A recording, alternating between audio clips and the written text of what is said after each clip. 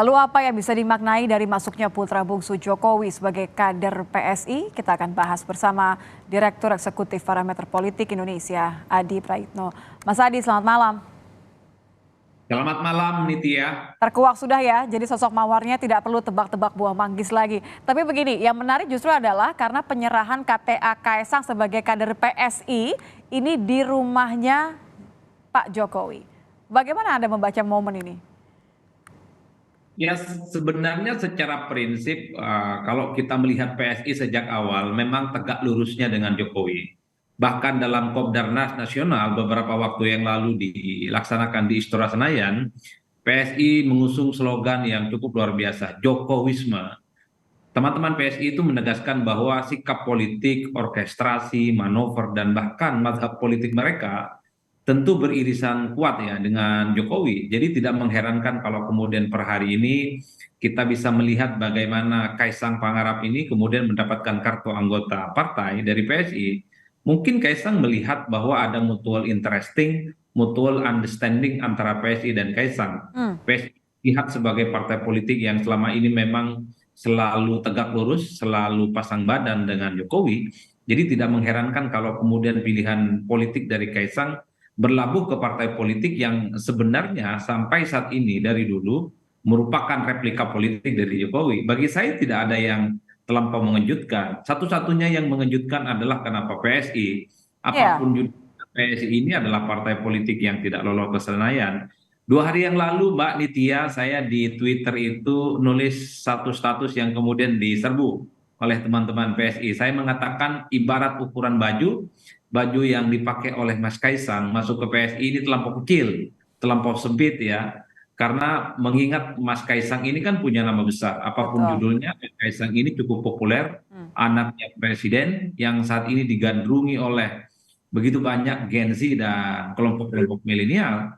Sebenarnya kalau mau jujur, dengan nama besarnya Kaisang sebenarnya sangat layak untuk masuk partai politik yang saat ini masuk 3 besar ya. Oke, Kalaupun saya kalaupun potong. toh tidak Artinya PDIP, gini, Anda sepakat kalau keberadaan ya. Kaisang jelas menguntungkan PSI. Tapi pertanyaannya kan Kaisang dapat apa? Kita coba akan dengarkan dulu ini pernyataan dari Kaisang setelah mendapatkan atau menerima KTA PSI mengenai isu-isu dia akan dapat apa nanti setelah jadi kader PSI.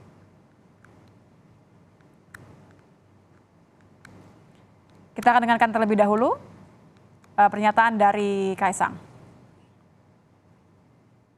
Lihat dulu, tapi yang mau gimana pun pasti nanti kami dari PSI, kalau mungkin bukan saya ya kami akan memajukan tokoh-tokoh nasional yang emang pantas untuk dimajukan. Ya sekarang sebagai saya akan berjuang sebagai anggota, ya masih anggota. Rencana kan mau jadi ketum ini Mas. Ya pokoknya itu doain aja. Semoga doakan saja katanya. Ini kan sebenarnya khas sekali ya. Kita sering mendengar tipikalnya sama dengan kakaknya Gibran. Ini Anda melihatnya seperti apa nih? Doakan saja akan terjadi atau doakan saja untuk yang lain? Ya saya kira potensial Mas Kaisang misalnya untuk menjadi orang penting di PSI kan cukup terbuka.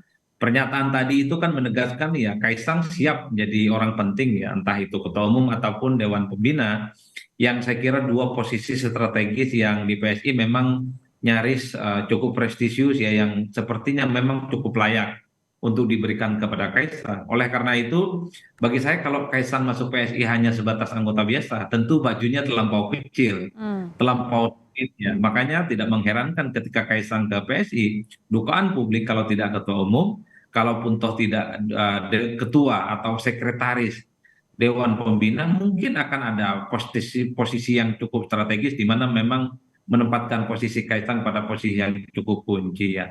Tapi di luar itu yang sebenarnya ramai itu Nitya yang dibaca oleh publik sebenarnya terkait bergabungnya Kaisang itu kan dua hal. Pertama, apapun judulnya Kaisang ini pasti hasil komunikasi, minta pendapat dan masukan kepada Pak Jokowi. Jadi tidak mengherankan kalau kemudian replika politik dari Jokowi saat ini ada di Kaisang ya. Yang kedua, yang ramai diperbincangkan publik itu ya karena memang kenapa Kaisang tidak ke PDIP, justru Ya. ke PSI.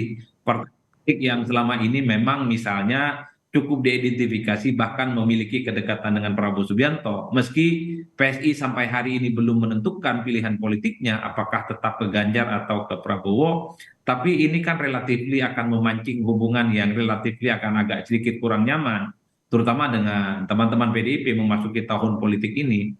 Oleh karena ini, menurut saya kegaduhan ini akan selesai kalau in the end PSI itu mendeklarasikan kembali dukungan politiknya kepada Ganjar.